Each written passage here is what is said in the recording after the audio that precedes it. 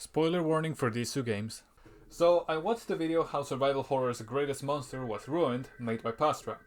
I have watched it over like 20 times now, and it inspired me to make this video because one part of Pastra's analysis touched on an aspect of game design I would like to go deeper on through an example from a different survival horror series. Yeah, you may want to go watch that video first to get all the details for what I'm gonna talk about, because Pastra deserves the views. I myself have not played any Resident Evil game at all. I have no interest of playing any Resident Evil game at all anytime soon. So I'm going completely off of Pastra's video. And his video is really fun in the end, so win-win for everyone. But there's one part of Pastra's video that I wanna focus on. The first boss fight against dog form Nemesis, more precisely, how badly designed it is. Pastra already stated this. In fact, he raged at it.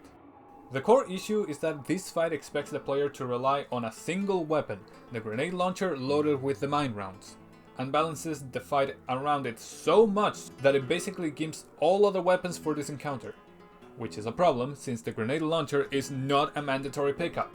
Like Pastra said, this fight is possible without the grenade launcher, but it's so much harder and more annoying that I wouldn't be surprised if someone genuinely believed it was impossible. While trying to collect footage for this very example, I literally couldn't beat the boss before running out of ammo. He's that durable without mine rounds. The issue with this is how much it clashes with both the principles of the survival horror genre and overall just good game design. Starting with survival horror. What is it? Well, my summary is a horror-themed action-adventure game that emphasizes resource management, exploration, very challenging enemies, and overall engaging in tough decision-making. So, how does the boss fight of Dog Form Nemesis 1 go against the principles of the genre?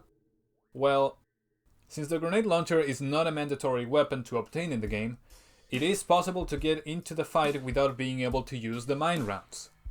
Therefore, the game is balanced in a way that is either optimal or punishing, because in this mandatory boss fight, if you take any of the options that the game gives you, but it's not the one that the game wanted you to pick, you are punished with having a nigh impossible boss fight and most of your resources getting drained.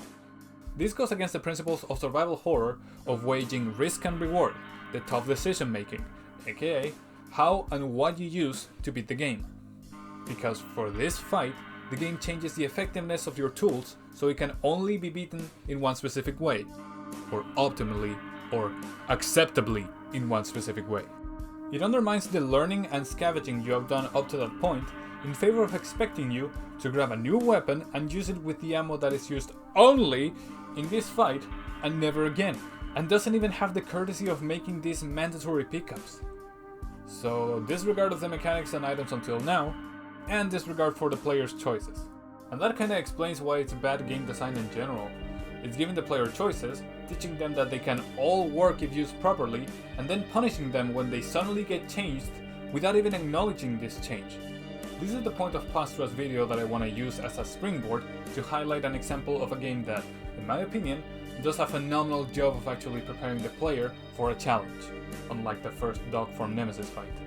A challenge where all experience and tools obtained up to this point are useful to the maximum.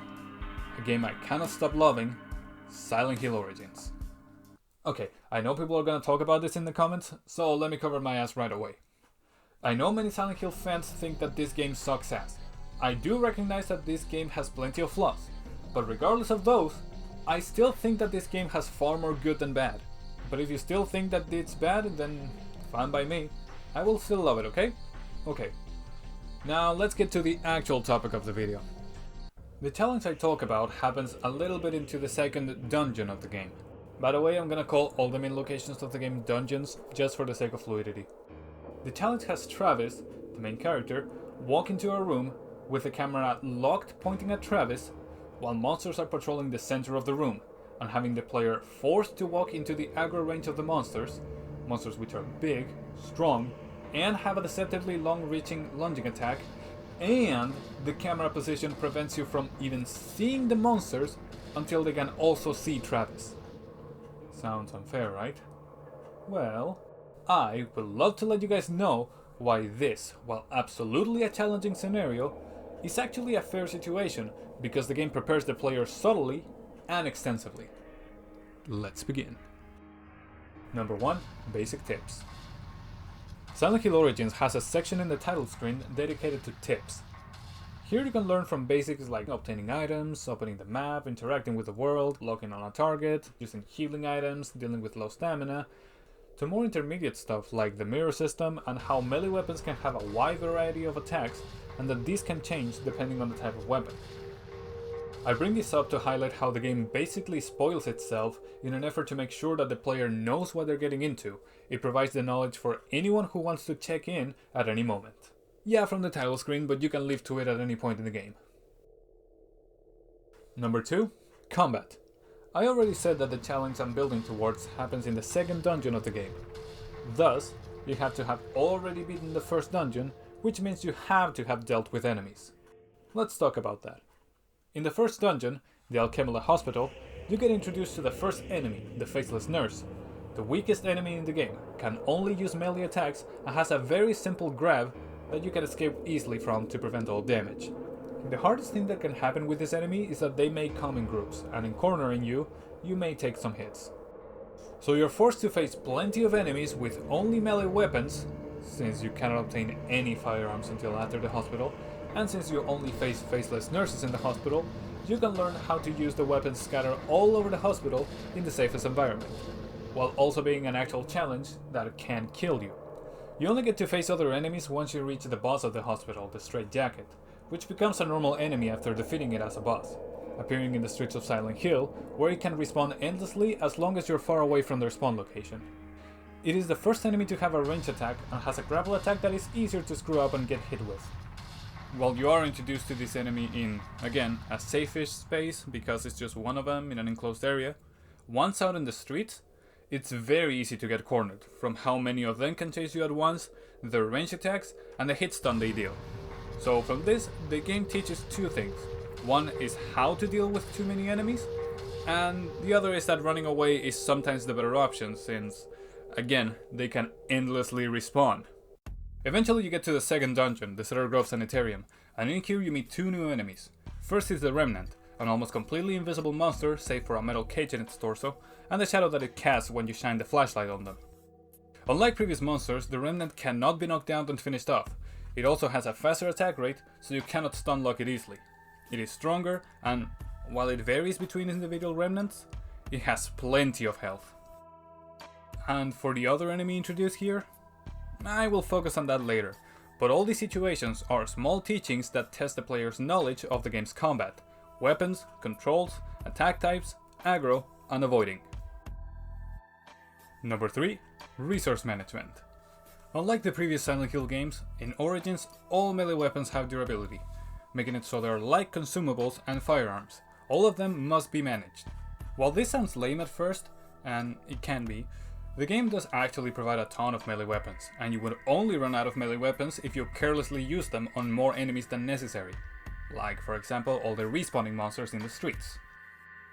The game provides plenty of resources in general, enough for those who merely play straight to the point, although going out of your way to avoid picking up stuff as you walk around will definitely get you dry in a pinch. But the game does encourage exploration with a simple cycle. If you explore, you get items. If you have items, you can explore easier. In fact, most guns in the game are completely optional, and can only be found if you look around for them.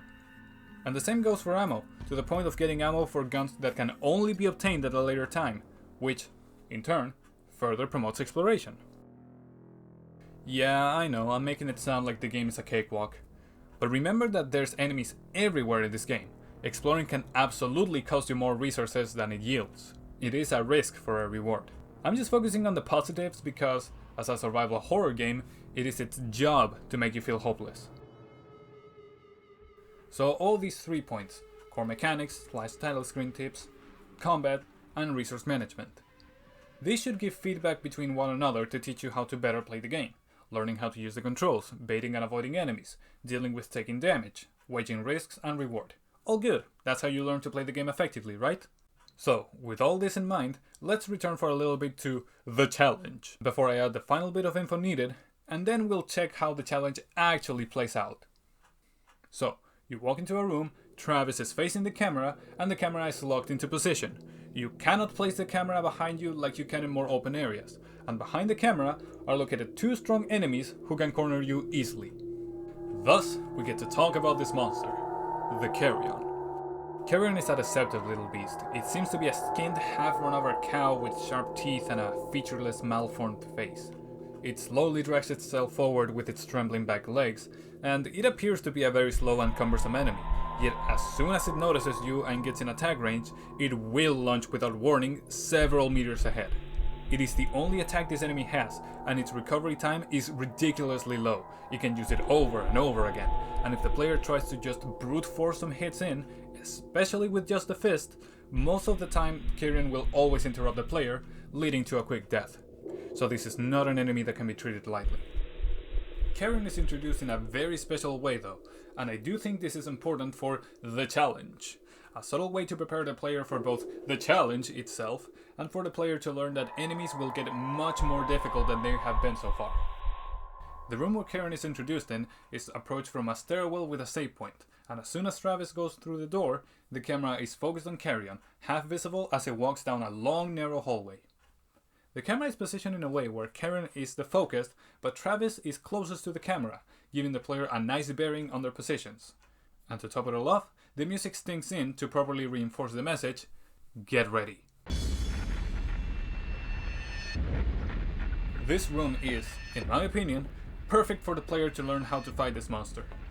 Carrion can walk down almost the entire hallway before walking back through it, giving Travis ample time to approach it and a long area to run away from it if needed. But being also narrow makes it so the player doesn't have enough room to fully avoid it once engaged. Walking past Carrion, for any reason, is pretty much guaranteed to draw his aggro.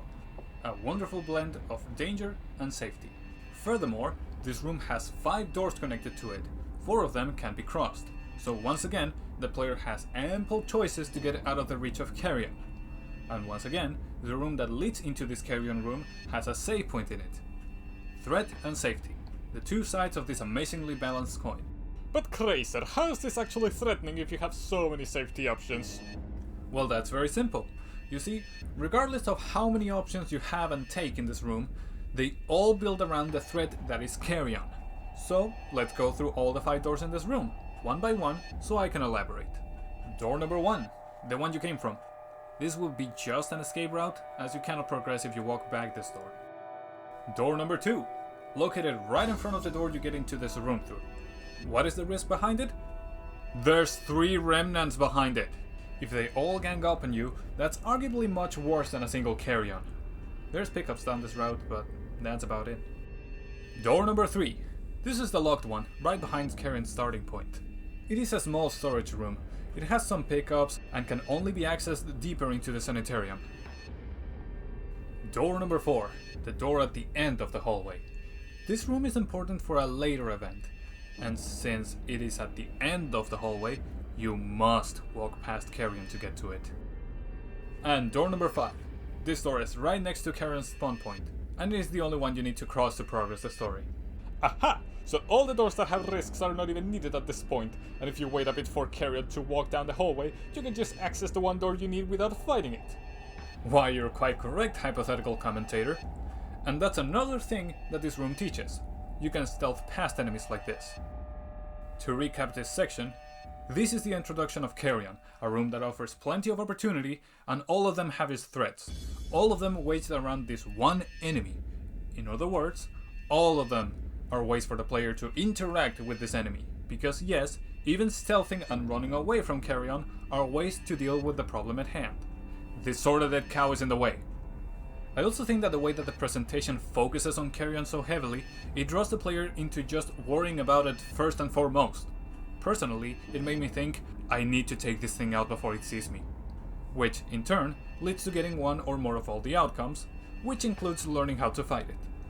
I really didn't go into that because I thought it was the obvious conclusion, so I left it for the end. This room allows you to experiment as much as you want to learn how to properly kill Carrion, because the previous room has a save point. So it truly is the best way to learn how to deal with it.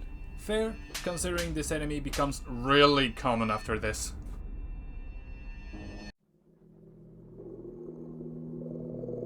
time to bring it all together and talk about the actual fucking challenge.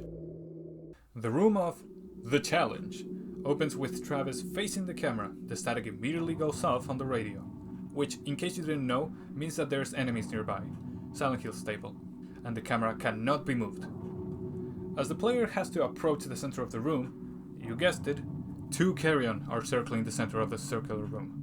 While we have already established that the whole introduction of carrion may have led the player to be ready for this encounter, there's the added challenge of barely being able to tell where in the room either monster is, and if you haven't seen this room first, you don't even know that it's carrion. But this is covered by the final detail that I have omitted until now, the reason why Pastra's complaints about the Nemesis dog form fight inspired me. You see, in Resident Evil 3 Remake, you can miss a weapon that the game expects you to have for the upcoming boss fight, right? Well, in Silent Hill Origins, the room of the challenge, which is just another room in the middle of a dungeon, is accessed by a door that is jammed from the side you approach it. Jammed with the shotgun, a gun that is pretty much fatal at close range. You are required to pick up a gun that deals massive damage in close quarters, as you lead into a room where you're in close quarters of monsters that you cannot see at first. Oh, and lest we forget, remember the part about resource management when I said you can obtain ammo for guns you haven't even gotten yet? Yes, you can have plenty of shotgun ammo as you pick it up here, and yes, there is ammo in the room where you find the shotgun. And are you ready for the cherry on top? There's one mechanic I haven't mentioned yet, and it's not that well hinted at, but once discovered, it will prove to be borderline OP. If you turn off the flashlight indoors, you get a gigantic stealth boost. And yes, you can stealth past both carrion in this room. I will grant that all of this is in hindsight, after I myself struggled so much with this area when I was younger, but now I can appreciate it fully. And I think the developers realized that, while this room is the culmination of many of the essential lessons of the game, not being able to see the enemy at first, which means not knowing what type of danger you'll face, is quite a tough position to be in. So they addressed this by making sure that you have at least one gun, one heavy hitter, fully loaded and ready. So they're basically saying, we have given you all you need, now it's up to you how to use it. If you got this far, you already know how to get by without a big gun, so you will know how to use it wisely. I'm sorry if I dragged on the whole explanation and build up. It's just that I really think this is a phenomenal example of how far game design can go. Origins has its flaws, I know that. Some of the gameplay choices can be questionable, but for what they try to convey, I think it's a fantastic showcase of a design jigsaw coming together without fanfare, but certainly with effect. I mean, like I said, I struggled a ton with the challenge when I was younger. It wasn't until I realized that I should actually use my resources instead of saving them too much that I could get past it. And yeah, I was a far worse player overall. That's why I decided to restart my playthrough and ended up having a far easier time with my new knowledge. And I think that's it. I wanted to highlight this example from an often overlooked survival horror game, and how good this one approach was compared to a sadly worse and much more high-profile example in Resident Evil 3 Remake. I adore game design as a topic, and examples like this I think showcase how far a well-designed puzzle can go, and how detrimental poor design can be for a game that has such a good premise. If you haven't yet, please check Pastra's video on Resident Evil 3 Remake. The lad is such an optimistic fan of horror. His video does something similar, comparing the original Resident Evil 3 to its remake. It goes further down the design rabbit hole, and you should also check his whole channel if you're into horror or just like hearing about video games in deep analysis. But that's gonna be me for now. Thank you so very much for watching. I'll try to upload more stuff soon. I am writing more scripts and want to get them out before long. But I have a record of taking ages to make a video, so yeah, let's hope I don't take a year to make the next vid. Until then, take care and have a good one.